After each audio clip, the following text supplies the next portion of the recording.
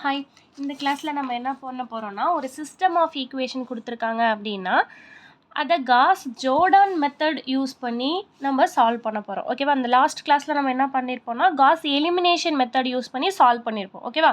இந்த ப்ராப்ளமில் நம்ம என்ன பார்க்க போகிறோம்னா, காஸ் ஜோர்டான் யூஸ் பண்ணி இந்த மேட்ரிக்ஸை சால்வ் பண்ண போகிறோம், இந்த சிஸ்டம் ஆஃப் ஈக்குவேஷனை. ஓகேவா? சரி, காஸ் ஜோர்டான் எப்படி பண்ணுறதுன்னா, காஸ் எலிமினேஷன் மாதிரியே தான் காஸ் ஜோர்டானோ, பட் அதை அப்பர் ட்ரையாங்குலராக மேட்ரிக்ஸாக மாற்றுவோம் இல்லையா? இதை இன்னும் 2 ஸ்டெப்ஸில் பண்ணிடலாம். ஃபஸ்ட்டு ஸ்டெப் என்னென்னா, அதை ஆகுமெண்டட் மேட்ரிக்ஸாக கன்வெர்ட் பண்ணுறது.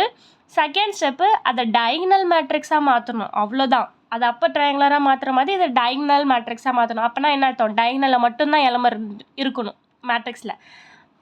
மேலேயும் இருக்கக்கூடாது, கீழேயும் இருக்கக்கூடாது. டயகனலில் மட்டும்தான் எலமெண்ட்ஸே இருக்கணும். சரி, எப்படி பண்ணுறதுன்னு பார்க்கலாமா? சரி, ஃபஸ்ட்டு ஸ்டெப் என்ன பண்ணுவோம்? ஸ்டெப் 1 ஆகுமெண்டட் மேட்ரிக்ஸ் எழுதுறது தான். டேரெக்டாகவே எழுதிடலாமா? ஆகுமெண்டட் மேட்ரிக்ஸ் என்னது? டேரெக்டாகவே எழுதுனா 1 கான்ஸ்டன்ட் கோஎஃபிஷியன்ட்ஸ் மட்டும் எழுதணும். 1 2 3 6. அடுத்தது என்னது? 2 4 1 7. அடுத்தது 3 2 9 40. அவ்வளோதான். ஆகுமெண்டட் மேட்ரிக்ஸை எழுதிட்டோம். ஆகுமெண்டட் மேட்ரிக்ஸ்னால் ஏவும் பியும் ஜாயின் பண்ணி எழுதுறது தான் ஆகுமெண்டட். ஓகேவா? சரி, இப்போ நம்ம என்ன பண்ண போகிறோம்? ஒன்லி டயகனலில் மட்டும்தான் எலமெண்ட்ஸ் இருக்கணும். மீதி எல்லாத்தையுமே நம்ம என்ன பண்ண போகிறோம்? 0 பண்ணணும். சரிங்களா? சரி, 0 பண்ணுறதுக்கு ஃபஸ்ட்டு இந்த எலமெண்ட்டாக யூஸ்வலாக இந்த எலமெண்ட்டை 0 ஆக்கிற மாதிரி பண்ணுவோமா? அப்போ ஃபஸ்ட்டு என்ன பண்ண போகிறோம்? 3 சூஸ் பண்ணி 0 ஆக்க ட்ரை பண்ணலாம். ரோ ரெடியூஸ்டு தான் யூஸ் பண்ணுவோம். ரோ ஆப்ரேஷன் யூஸ் பண்ணி தான் ரெடியூஸ் பண்ண போகிறோம். ஓகேவா? சரி, இந்த 3 0 ஆக்கணும்னா என்ன பண்ணோம்? இந்த R1ல் இங்கே 1 இருக்கு இல்லையா? அப்போ இந்த R1-ஐ 3ஆல் மல்டிபிள் பண்ணணும். என்டையர் R1-ஐயே 3ஆல் மல்டிபிள் பண்ணால் இங்கே 3 வந்துடும். இப்போ 3 சப்ராக்ட் பண்ணால் இங்கே 0 ஆகிடும். ஓகேவா? இதுதான் நம்ம பண்ண போகிறோம் ஆப்ரேஷன். அப்போ என்ன பண்ண போகிறோம்? இது R3-ஐ மட்டும்தான் மாற்ற போகிறோம். அதனால் ஃபஸ்ட்டு R1 R2 எழுதிக்கோங்க. 1 2 3 6 2 4 1 7. இப்போ இதை மட்டும்தான் நான் மாற்ற போகிறேன். எப்படி மாற்ற போகிறேன்? என்ன ஆப்ரேஷன் நம்ம பண்ண போகிறோம்?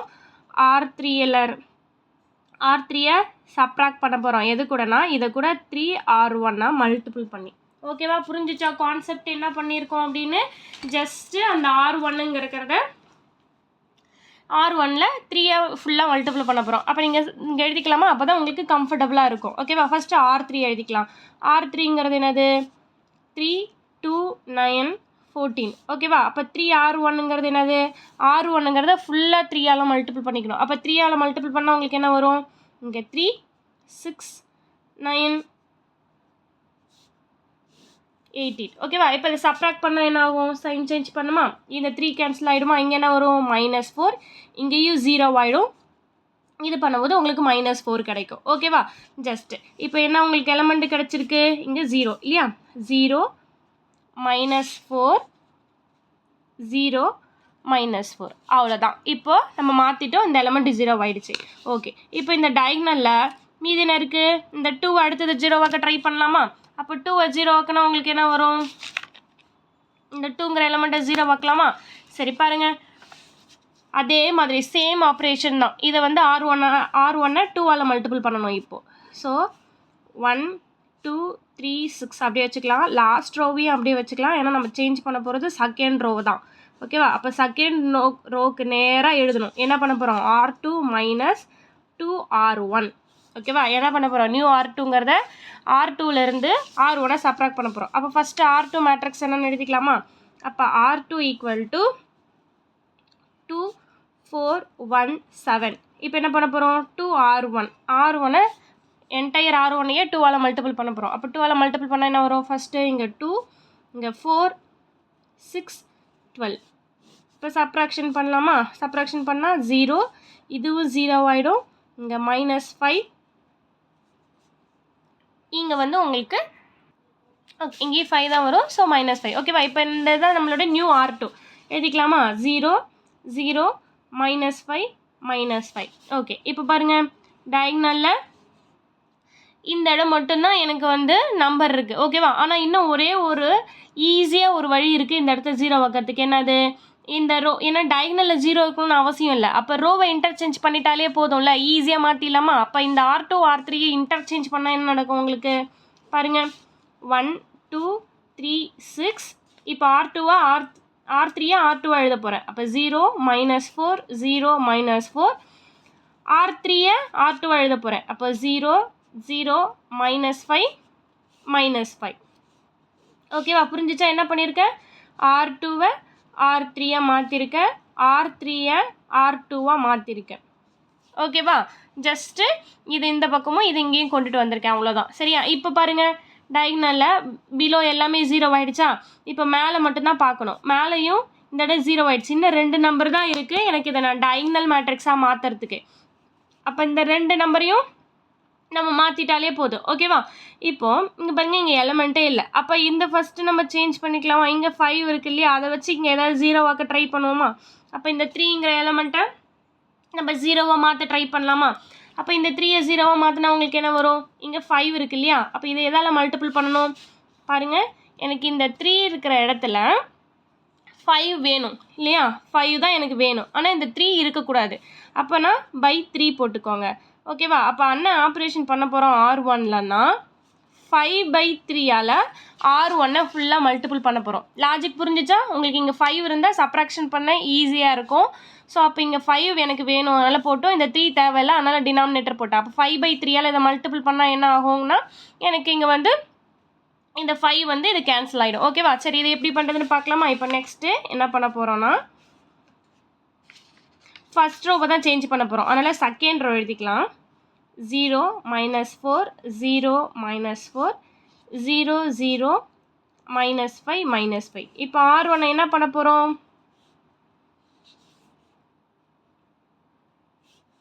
இதுதான் நம்ம லாஜிக் இல்லையா? சரி, இப்போ நம்ம இந்த R1லேருந்து ஜஸ்ட் ப்ளஸ் பண்ணால் போகிறோம். ஏன்னா சைன் சேஞ்ச் ஆகிருக்கு இல்லையா, ப்ளஸ் பண்ணால் போதும். அப்போ இது வந்து நான் R1க்கு சொன்னேன். இப்போ நீங்கள் R3க்கு பண்ணோன்னா, R3யில் இந்த ஆப்ரேஷன் பண்ணணும்னா என்ன பண்ணுவீங்க? எனக்கு இங்கே 3 வேணும். அப்போனா 3, எனக்கு இந்த 5 தேவையில்லை. அப்போ 3/5 இன்ட்டு R3 பண்ணால் போதும். உங்களுக்கு ஆட்டோமேட்டிக்காக இது கேன்சல் ஆகிடும். பார்க்கலாமா எப்படி பண்ணுறதுன்னு? ஃபஸ்ட்டு அப்போ R1 எழுதிக்கலாமா? R1ங்கிறது என்னது? 1 2 3 6. அடுத்தது 3/5 இன்ட்டு R3. அப்போ R3 ஃபுல்லாகவே என்ன பண்ணணும்? 3/5ஆல் மல்டிபிள் பண்ணணும். ஃபஸ்ட்டு நம்பர் 0, செகண்ட் நம்பரும் 0. இப்போ பாருங்கள், இந்த -5 நான் என்ன பண்ண போகிறேன்? 3/5ஆல் மல்டிபிள் பண்ண போகிறேன்.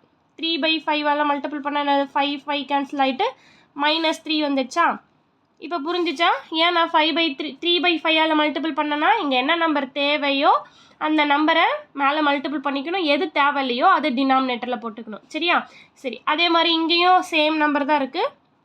அப்போ அதே -3 தான் வரும். இப்போ என்ன நம்ம ஆட் தான் பண்ணணும். ஏன்னா சேம் சைன் இல்லை, வேறு டிஃப்ரெண்ட் சைன் இருக்கு இல்லையா? அப்போ அப்படியே ஆட் பண்ண என்ன வரும்? 1 2, இங்கே வந்து 0 ஆகிடும். இங்கே என்ன வரும்? உங்களுக்கு 3 கிடச்சிரும். அப்போ நியூ R1ங்கிறது என்னது? 1 2 0 3. ஓகேவா? புரிஞ்சிச்சா? இப்போ பாருங்கள், இந்த டயகனலில் பார்த்தீங்கன்னா உங்களுக்கு இங்கே மட்டும்தான் 2 இருக்குது. அப்போ 2வை வந்து நீங்கள் சேஞ்ச் பண்ணாலே போதும். அதுக்கு முன்னாடி நான் என்ன பண்ணேன்? இதை சிம்பிளிஃபை பண்ணிக்கிறேன். இங்கே பாருங்கள், இங்கேயும் 4 இருக்குது. இங்கே இந்த ரோவில் 2 எலமெண்ட் தான் இருக்குது. 2 எலமெண்ட்டும் 4ஆக இருக்குது. இந்த ரோவில் 2 எலமெண்ட் இருக்குது, 2 நம்பருமே 5ஆக இருக்குது. அப்போ என்ன பண்ணால் போதும்? ஜஸ்ட்டு இதை 4ஆலையும் 5ஆலையும் டிவைட் பண்ணிக்கலாமா? இது ஜஸ்ட் ஃபார் சிம்பிளிஃபிகேஷனுக்கு தான். இதை பண்ணணும்னு அவசியம் இல்லை. இதை பண்ணால் நமக்கு சின்ன நம்பராக கிடச்சிடும், சிம்பிளிஃபிகேஷன் பண்ணிக்கலாம். ஓகேவா? அப்போ சிம்பிளிஃபிகேஷன் என்னது? 1 2 0 3 0. இதை என்ன பண்ண போகிறேன்? நான் -4ஆல் டிவைட் பண்ணிக்கிறேன். அப்போ 1 0 1ன்னு வந்துடும். இதை -5ஆல் டிவைட் பண்ணிக்கிறோம். 1 1. ஓகேவா? மறக்காமல் பக்கத்தில் செகண்ட் ரோவில் என்ன ஆப்ரேஷன் பண்ணோங்கிறத எழுதிக்கணும். என்ன பண்ணியிருக்கோம்?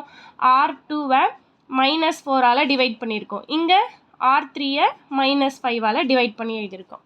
ஓகேவா? புரிஞ்சிச்சா? சரி, இப்போ நம்ம டயகனலில் மீதி பாக்கி இருக்கிறது இந்த 2 மட்டும்தான். இந்த 2வை 0 ஆக்கினாலே போதும். 2வை எப்படி 0 ஆக்குறது? ரொம்ப ஈஸி. கீழே 1 இருக்கு இல்லையா, அந்த 1 2ஆல் மல்டிபிள் பண்ணி சப்ராக்ஷன் பண்ணாலே போதும் இல்லையா? சரி, இப்போ பாருங்கள், அப்போது இந்த ஃபஸ்ட் ரோவை மாற்ற போகிறோம். செகண்டு தேர்ட் ரோவை கை வைக்க போகிறதில்ல. அதனால் செகண்டு தேர்ட் ரோவை ஃபஸ்ட்டு கையோடு எழுதிக்கோங்க.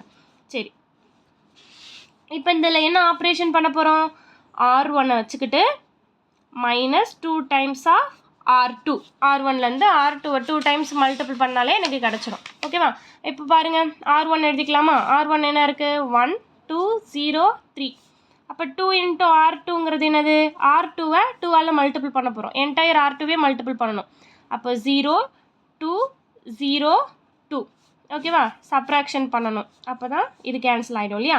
இப்போ 1 0 இதுவும் 0 3லேருந்து 2 போயிட்டுனா 1. ஓகேவா? அப்போ என்ன கிடச்சிருக்கு? 1 0 0 1. ஓகேவா? இப்போ பாருங்கள் டயகனல் மட்டும்தான் இருக்குது, மீதி எல்லா எலமெண்ட்டும் 0. பியை கால்குலேட் பண்ணக்கூடாது, ஏல மட்டும்தான் பார்க்கணும். ஓகேவா? ஏல பார்த்தீங்கன்னா இதுதான் ஏ மேட்ரிக்ஸு. ஏல டயகனல் மட்டும்தான் இருக்குது, மீதி எல்லாமே உங்களுக்கு 0 ஆகிடுச்சு. அப்போ இதோடய ஸ்டாப் பண்ணிக்கலாம். அப்போ நம்ம என்ன பண்ணிட்டோம்? டயகனல் மேட்ரிக்ஸாக கன்வெர்ட் பண்ணிட்டோம். ஓகேவா? இப்போ டயகனல் மேட்ரிக்ஸாக கன்வெர்ட் பண்ணதுக்கப்புறம் என்ன பண்ணணும்? இங்கே என்ன பண்ணணுமோ அதை அப்படியே இப்போ ரிவர்ஸ் பண்ணணும்.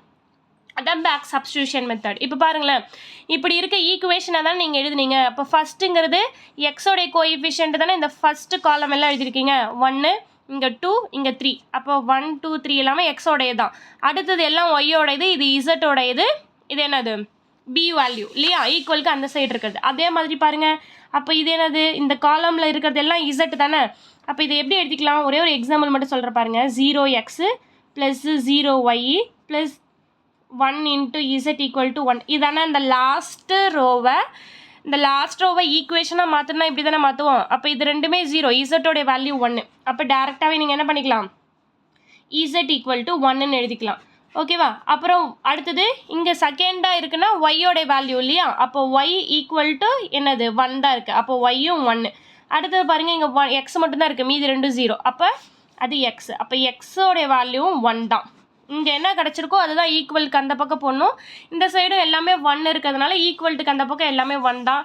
டயகனலில் இருக்கிறது தான் எக்ஸ் ஒய் இசட் வேல்யூ. இது 1 into X 1 into Y 1 into Z. Suppose இங்கே 2 இங்கே 3 இருந்ததுன்னா 2x equal to 1 3y equal to 1. புரிஞ்சிச்சா? இங்கே என்ன இருக்கோ அது முன்னாடி எக்ஸுக்கு கோஎஃபிஷியண்ட்டாக இருக்கும். இங்கே எல்லாம் 1 இருக்கிறதுனால எக்ஸு ஒய் இசட் எல்லாமே வெறும் எம்டி நம்பர் எழுதிட்டேன். ஓகேவா? அப்போ இதுதான் என்னுடைய சொல்யூஷன். அப்போ ஆன்சர் என்னது? X equal to 1 Y equal to 1 Z equal to 1. அவ்வளோதான். ஓகேவா? ரொம்ப சிம்பிளான ப்ராப்ளம் தான்.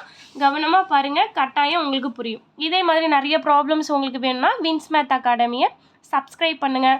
நிறைய மெட்டீரியல் நோட்ஸ் அந்த மாதிரி உங்களுக்கு வேணும் அப்படின்னா Vins math academy WhatsApp channel இருக்குது. அந்த வாட்ஸ்அப் சேனலில் ஜாயின் பண்ணிக்கோங்க. லிங்க்கு நான் மெசேஜ் பாக்ஸில் ஃபஸ்ட்டு பாக்ஸாக போட்டு பின் பண்ணுறேன். ஓகேவா? தேங்க்யூ.